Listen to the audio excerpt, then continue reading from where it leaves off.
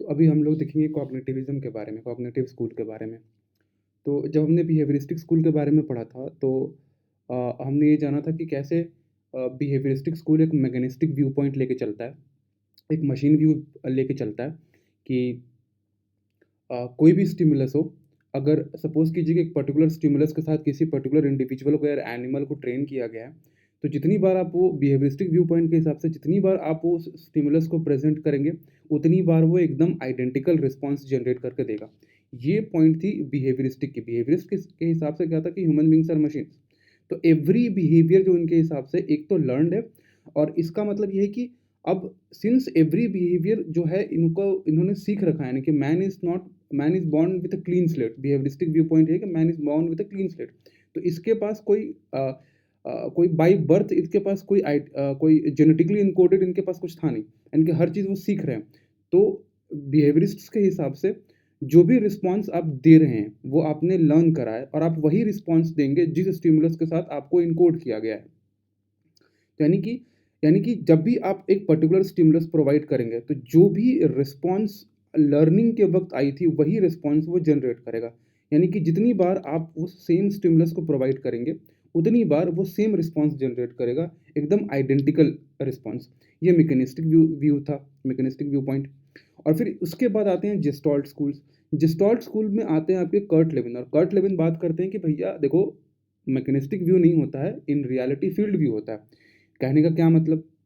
कहने का ये मतलब है कि भले ही आपने एक स्टिमुलस और एक रिस्पॉन्स को पेयरिंग किया हुआ है।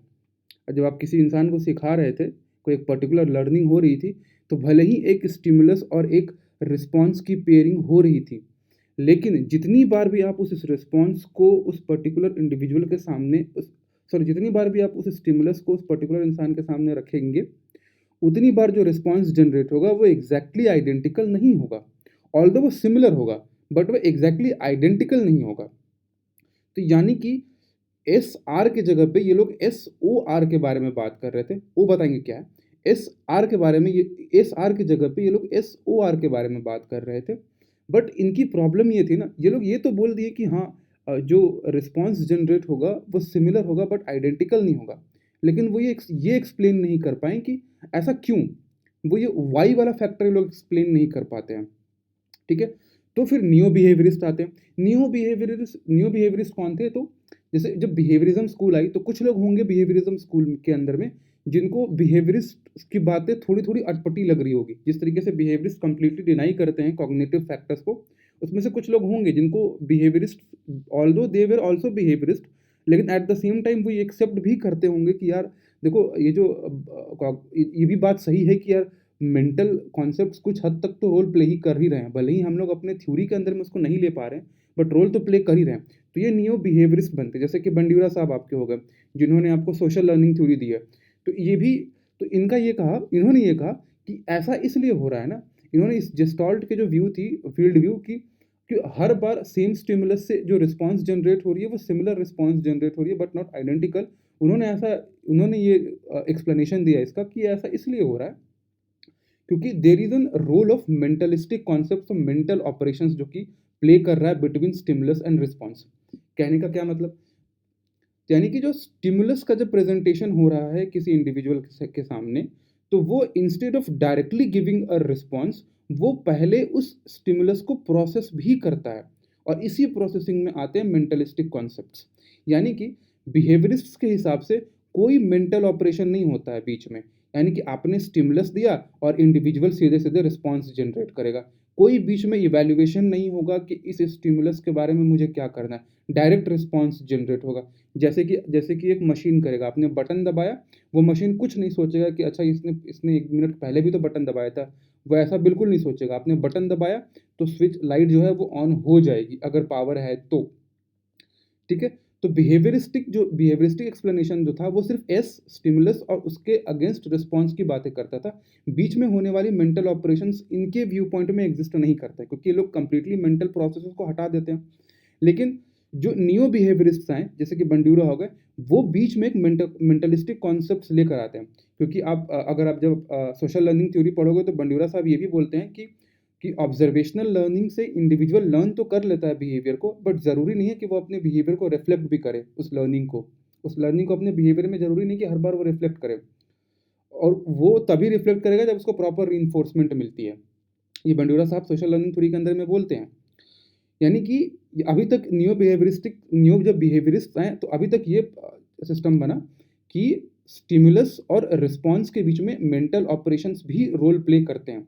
लेकिन जो नियो बिहेवियरिस्ट जो थे वो अभी भी सिंस बिहेवियरिस्टिक स्कूल के से पार्ट रखते थे, तो इनका फोकस ज़्यादा बिहेवियर पे था, ना कि मेंटलिस्टिक ऑपरेशन पे। तो इन्होंने इसको एक्सेप्ट तो किया कि हाँ, स्टिमुलस और रिस्पॉन्स के बीच में मेंटलिस्टिक ऑपरेशंस तो परफॉर्म तो कर रहे हैं, रोल तो प्ले कर रहा है कॉग्निटिव प्रोसेसेस, लेकिन अभी भी उनका फोकस बिहेवियर पे ज़्यादा है as compare to mental mental processes या फिर कॉग्निटिव प्रोसेसेस।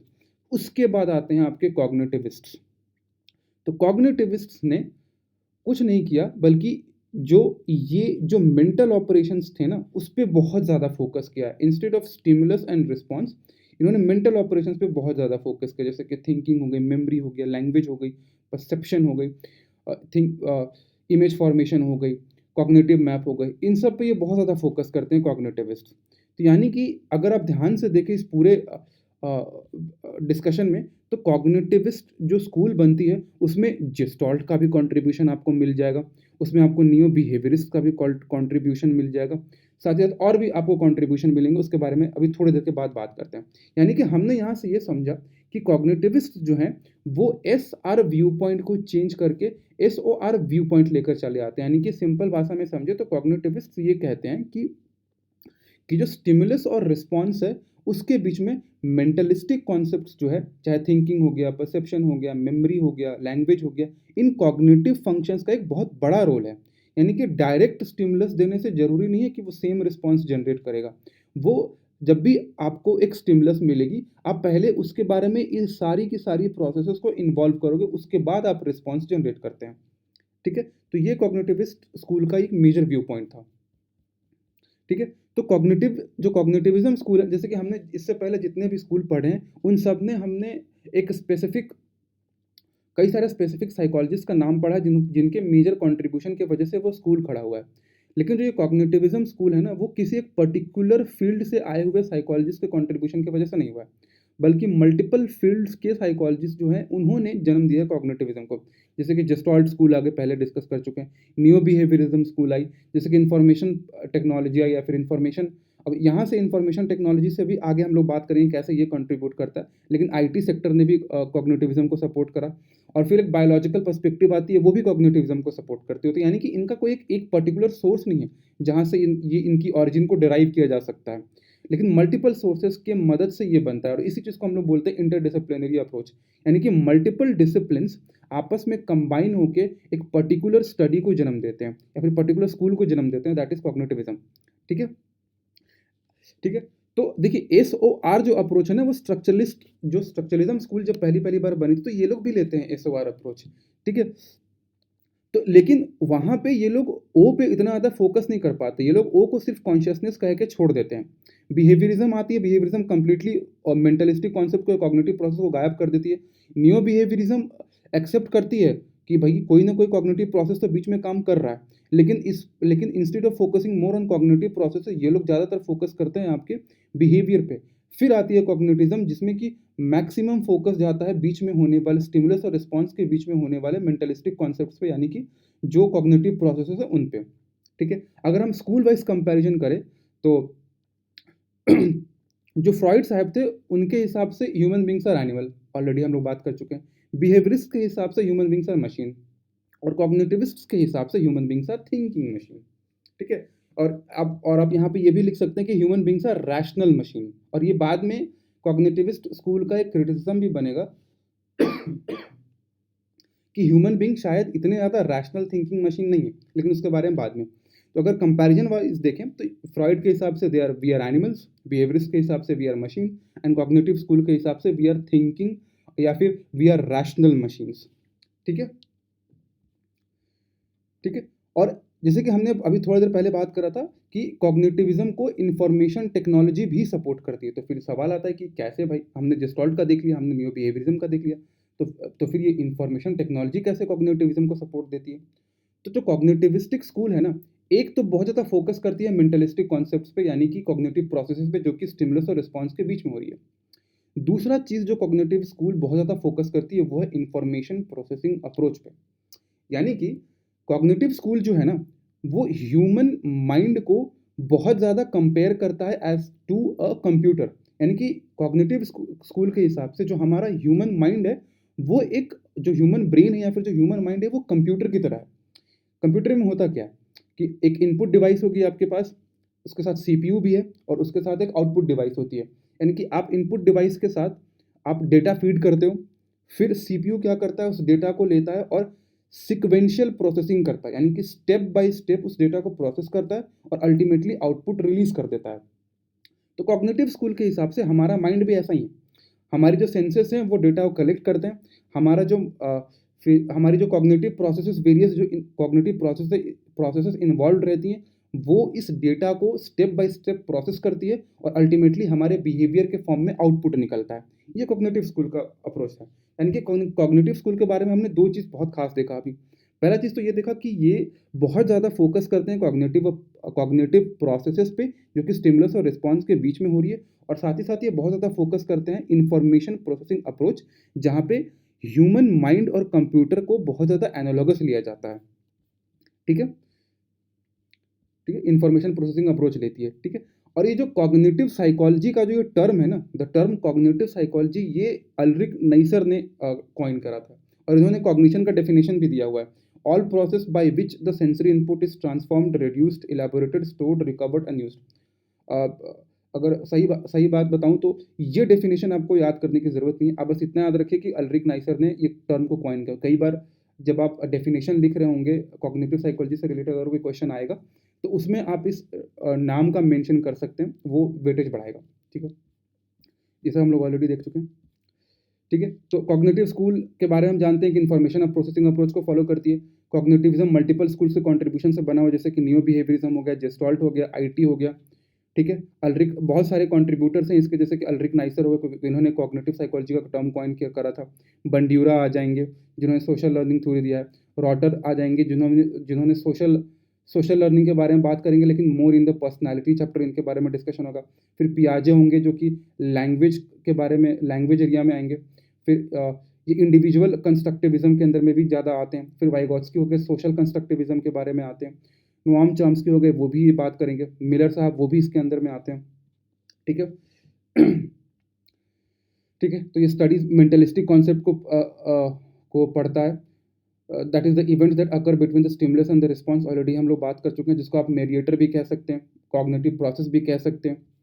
ठीक है? और सिंस कॉग्निटिव जो अप्रोच है, कॉग्निटिव जो स्कूल है, वो एक तरीके से नियो बिहेवियरिस्ट से निकल के आता है, और नियो बिहेवियरिस्ट बिहेवियरिज्म से ही निकल के आते हैं।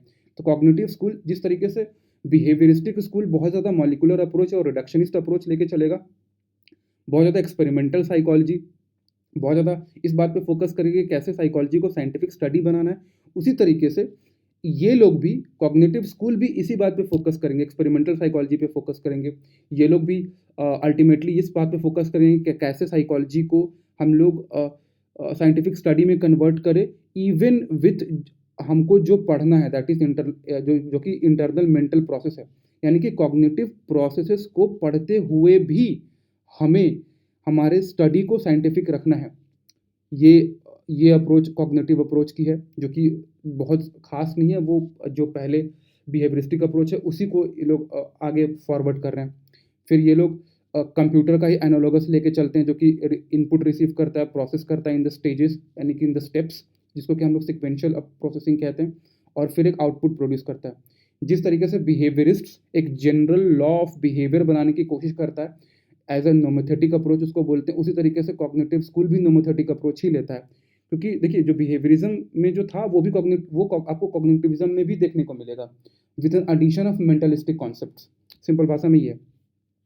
कंट्रीब्यूशन में एक आप ये भी देख सकते हैं कि जो स्किनर साहब थे, जो बंड्यूरा साहब थे, उनका एक तो आपने सोशल लर्निंग थ्योरी पढ़ा होगा आपने, या फिर सोशल लर्निंग थ्योरी के बारे में हम लोग बात करेंगे लर्निंग चैप्टर के अंदर में, उसी को ऑब्जर्वेशनल लर्निंग कहते हैं, उसी के बारे में बात करेंगे। साथ ही ये ट्रायडिक रेसिप्रोकल डिटर्मिनिज्म भी देते हैं। इसके बारे में हम आएँगे, बस देख लीजिए ऐसा कुछ होता है, इसके बारे में हम लोग लर्निंग चैप्टर के अंदर में बहुत डिटेल में आएँगे, ठीक है? ठीक है? ये बस एग्ज़ाम्पल के तौर पे है, देख लेना आप। तो अब ये सब तो हमने देखो अगर कोई आपसे पूछे कॉग्निटिव साइकोलॉजी का या फिर कॉग्निटिव स्कूल का कंट्रीब्यूशन क्या है? तो जितना भी हमने ऊपर अभी पढ़ा है, जैसे कि इन्फॉर्मेशन प्रोसेसिंग अप्रोच हो गया, एनालॉगस हो गया ऑफ ब्रेन एंड कंप्यूटर, फिर हमने देखा कि मेंटलिस्टिक कॉन्सेप्ट पे इतना ज़्यादा फोकस, थिंकिंग थिंकिंग हो गई, मेमोरी हो गया, परसेप्शन हो गया, लर्निंग हो गई, इन सब चीज़ों के बारे में हम आज इसलिए जानते हैं क्योंकि किसका कंट्रीब्यूशन था? कंट्रीब्यूशन इसका था बिकॉज़ ऑफ कॉग्निटिव स्कूल। तो ये सब आप सीधे कंट्रीब्यूशन में डालेंगे, जैसे ऑब्जर्वेशनल लर्निंग को भी आप कंट्रीब्यूशन में डालेंगे। आप बंड्यूरा का ट्रायडिक रेसिप्रोकल डिटर्मिनिज्म भी आप कंट्रीब्यूशन में ही डालेंगे। तो ये तो सारे ऊपर में कंट्रीब्यूशन के बारे में बात हो गई। अब हम लोग ये बात करेंगे कि भाई अब स्कूल के कुछ तो लिमिटेशंस होंगी ना। तो सबसे पहला लिमिटेशन यही है कि ये लोग कॉग्निटिव प्रोसेसेस की बात करते हैं जो कि कॉन्शियस लेवल पे होता है।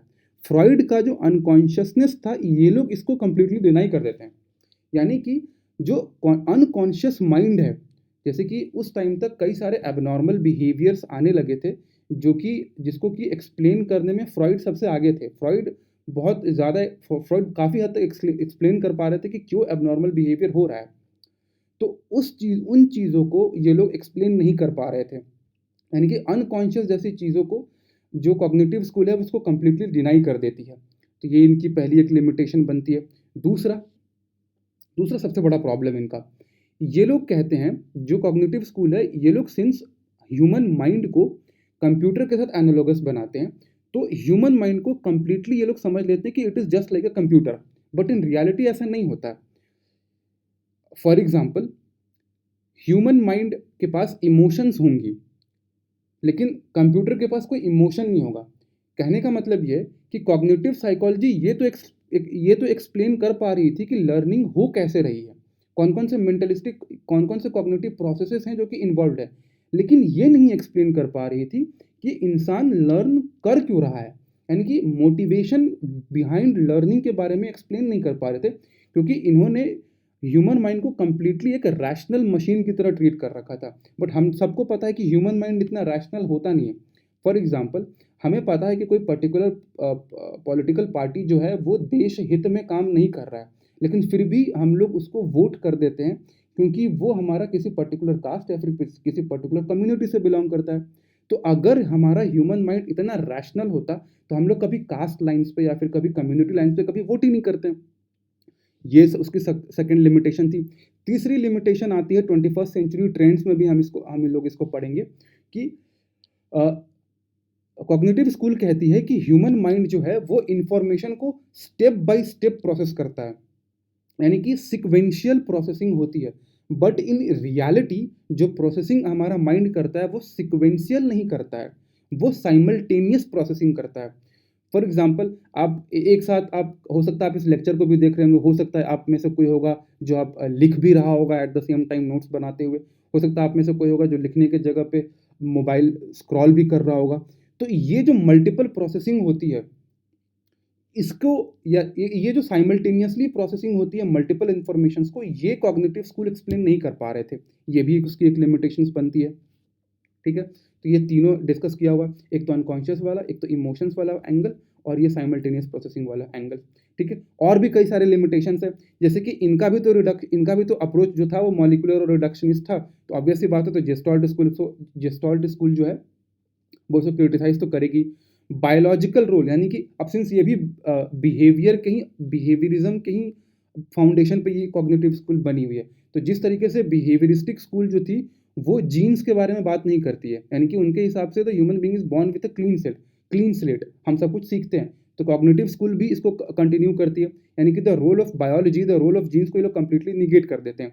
ये भी एक उसका लिमिटेशन है। पॉजिटिव एस्पेक्ट तो हम लोग ऑलरेडी देख चुके हैं। ठीक है? तो यहाँ पे भी वो कंपैरिजन है कि there is an animal inside the person, ये फ्रॉइडियन आइडिया है। Man is like any other animal, ये बिहेवियरिस्टिक आइडिया है। ये गलत है यार। The man is like a machine, ये बिहेवियरिस्टिक एंगल है, ये गलत लिखा हुआ है। द मैन इज, आप लोग करेक्ट कर लेना कि the man is like a machine, ये बिहेवियरिस्टिक एंगल है।